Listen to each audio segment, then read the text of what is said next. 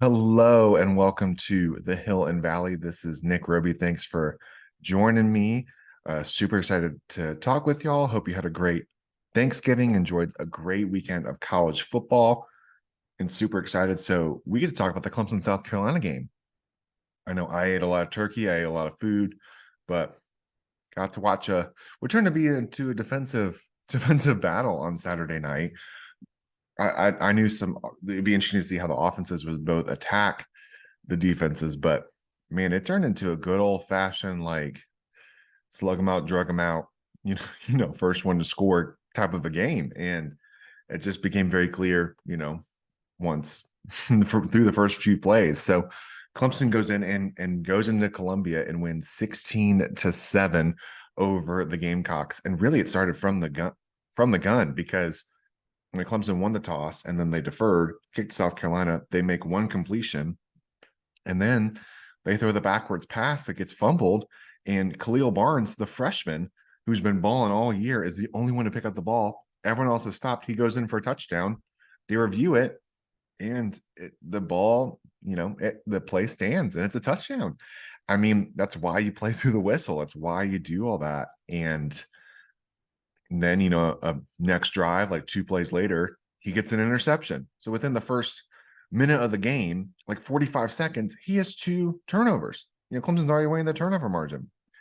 And, that looks like and it was very close when it came to the fumble, but I think they got it right because it was about a half yard. Like when Rattler threw the ball, it was a half yard, half above the yard line and then went just slightly backwards. And I think it was the right call. And nobody else jumped on it.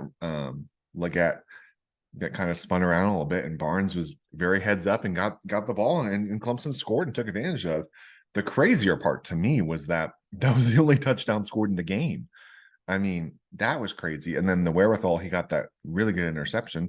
So Clemson takes advantage. Now, South Carolina then goes, and obviously scores on that 80-yard drive, but that was really the only offensive drive they had. And so I think once you saw what kind of a battle it was going to be, it became clear what Clemson's strategy was, and it made sense. Is they played more conservative and went to their strength of this year, which is between Maffa and Shipley, run the ball, control the clock. It would have been nice offensively to see, maybe the passing game go a little bit stronger and punch some of those in. But it was good to see them. I feel like Clemson was really in control of the game for the most part, and the funny part is Clemson had their first 100-yard passer in a few years.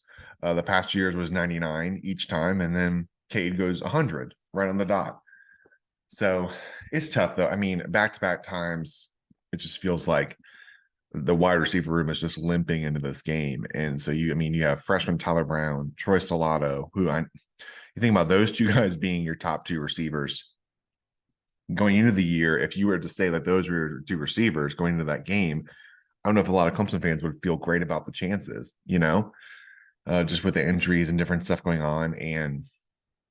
But those guys played. Brown had that big reception. Now I would say the wide receiver room, there's definitely stuff to improve on. There definitely was more drops than you would like. And Kay definitely got a little bit antsy back there still at times and threw the ball a little high. And so, but to me, those are what was about Saturday night to me. And I think this is the right thing, is that Clemson was very clear. They just wanted to get the win and get it out of there, finish the season well, and then focus on the bowl week. Don't try anything crazy. Just get in there, get in with a win, and get on out. And there are things that, obviously that you can work on. Like, did I think the offenses was as crisp as it needs to be, in the future? No, I think it definitely needs to be better. Can Cade play better? Absolutely. But has Cade improved throughout the year? I would say absolutely as well. Was that one of his better games? Definitely not. And I think he would tell you that too. But I think the thing that was really big is that the turnover was not a catastrophic turnover. You were able to be in control. You punched the ball in. I think big one this was special teams. Special teams was massive in this game.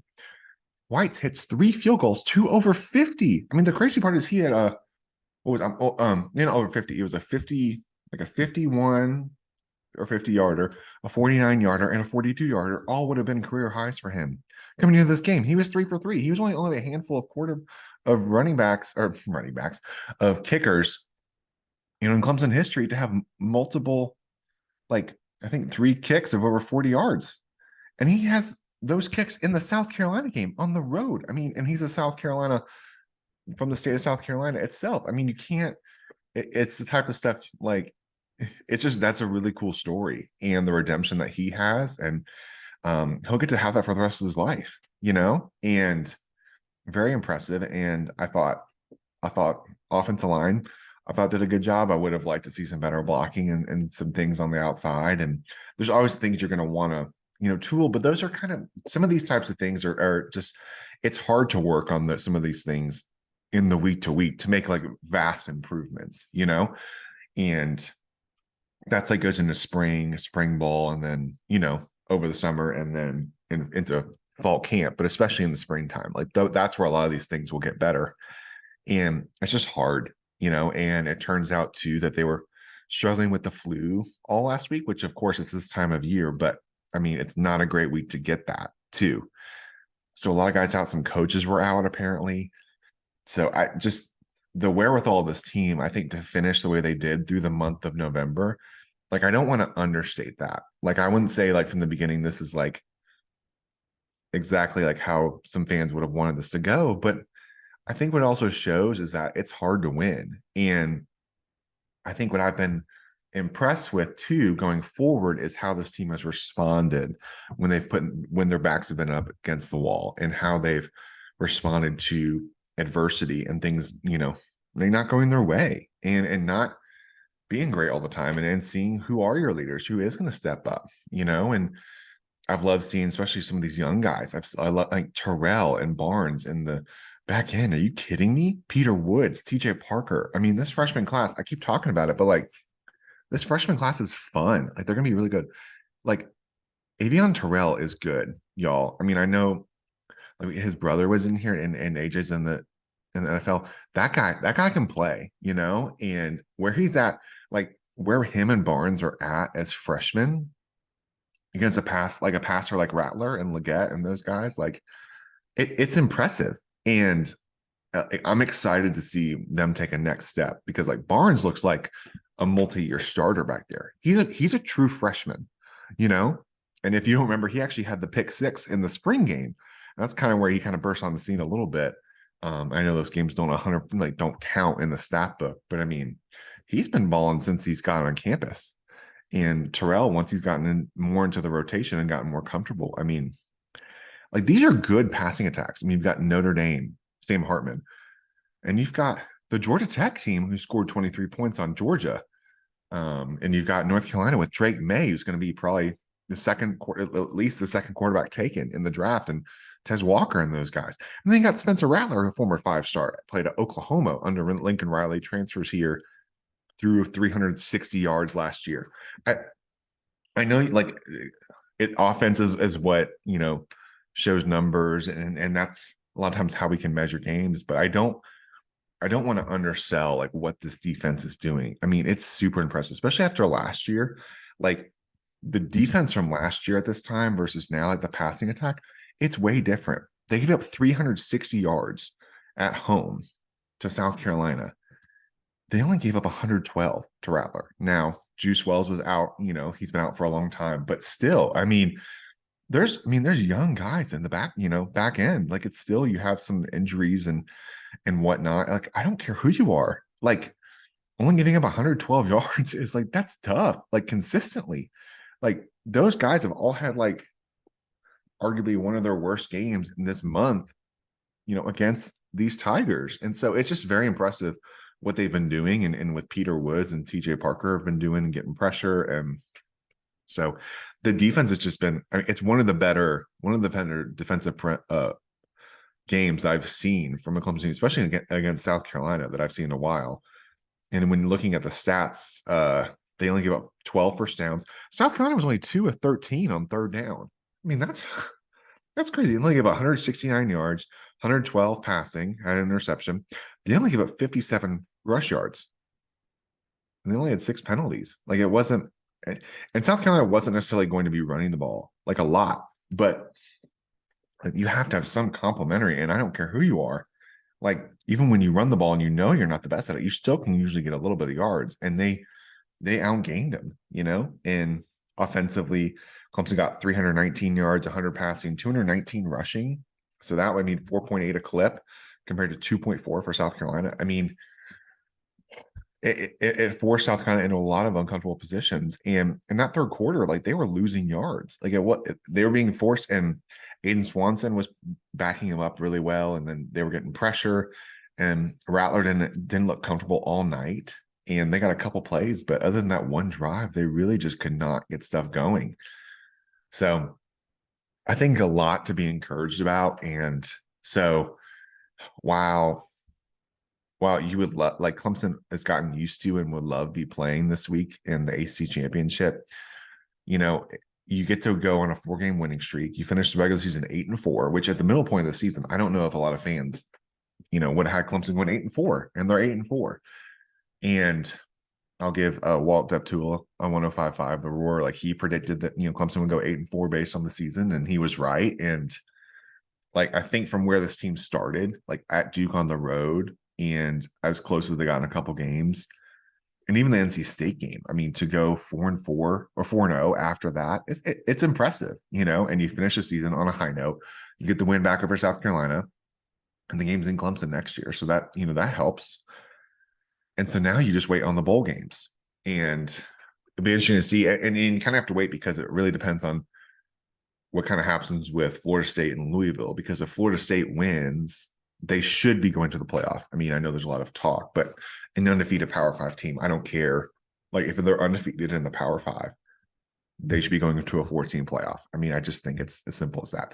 Now, if they lose, it could, maybe depend on where Clemson will play in a bowl game, but it's hard to say right now. But you have an opportunity to win a 9th game. And so maybe it's the new Pop-Tarts Bowl, maybe it's the new, maybe Music City or something. It just kind of depends on how it all kind of plays out, but it starts with that game, because if Florida State wins, I think maybe not a whole lot changes with that. So, but just I think a good finish to the season. It was a good showing, especially defensively. It was very impressive from those guys and all the adversity that they've been fighting through. So they finished the season 8-4, and you also force your rival to have to wait to see if there's enough 6-6 teams, because they're 5-7, and they're just kind of hoping that other teams lose. They even can be in a bowl. So I think a good finish to the regular season for sure.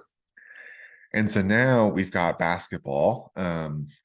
The men, they had just played Boise, and then they played Alcorn State in a game, which was a little bit closer at first than some people expected. I think that team's a little bit better than their record is, but Clemson goes in and wins 90-69.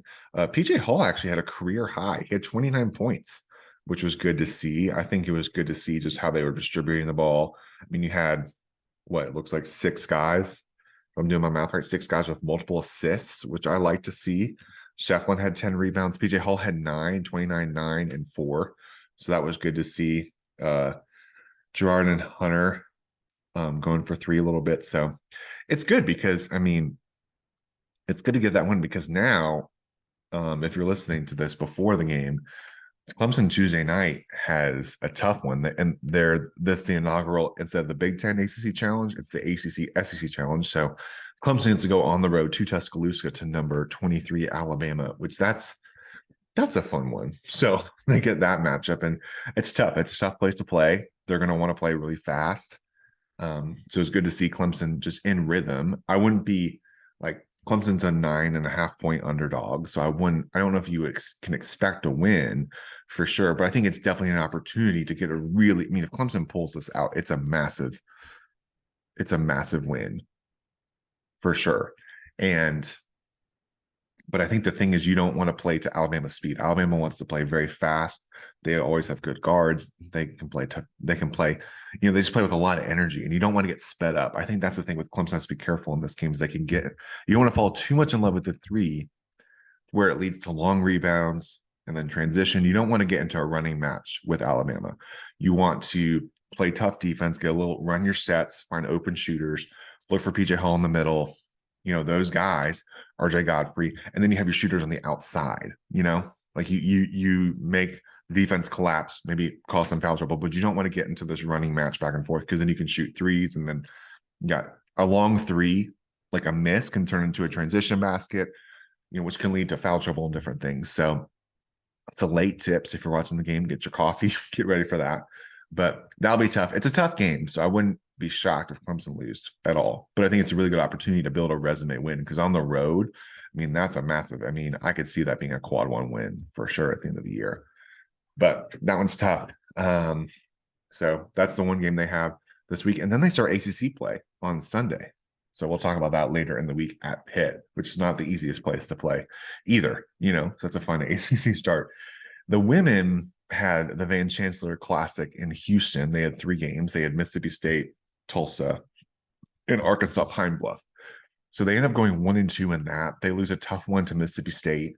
He's number 25 in the country. They just came up just short. And then it's tough. They come right back with Tulsa, and they just weren't as strong defensively. Maybe some legs were tired, and so they dropped that one. But they responded, I thought, well against Arkansas Pine Bluff, who has pushed other teams in that tournament, and so they get the one win. But I think it's of course it's not the record you come away with, but I think what I liked the response, on Sunday to get the win, and get the win convincingly too, scoring over 90 points. But now you just want to build on that, and that gives you the type of prep you have for ACC play, and then, into the stretches when you get into like January and February, where you're playing, tough competition every other night, or a couple games in a week, and it's quick turnaround, and that's how the ACC tournament would be. And, not quite as much for the NCAAs, but you play tough competition. So it's a good warm-up match. And so hopefully they can learn from that and go from there. They get a few days off, but they get to go to the other team from the state of Alabama. They got Auburn on Thursday night.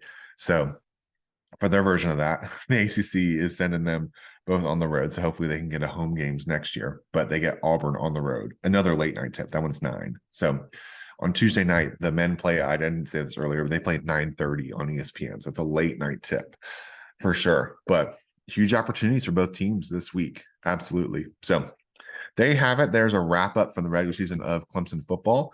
And we got some basketball, getting in the highlights of that. So, and good luck to the men and women's soccer team. Congratulations to the women. They're going to their first ever college cup. Of course, they get to play Florida State again. So that's fun. But and Florida State's a really good team, but they made their first ever college cup. That's the Final Four of soccer, of college soccer, and back in Cary. So it's just massive. Massive year for them, and really congrats to them. And then the men's team, they go on the road up north in New Hampshire. They get to win 1-0, and then they get to be back home for the Elite 8. So that's gonna be really fun, because the number 1 seed was upset in that. So the soccer's doing really well. They've both had good programs, and it's fun to see them in tough years last year, getting bounced in their first game. It's fun to see them both make runs in this, and we'll see if the men can join the women in the College Cup as well. So that's both this week. So thanks so much for listening, guys. There's a lot more sports coming up, and so hopefully we can come back and as we talk after some Clemson wins. So thanks so much for listening, and for now, I'm signing off.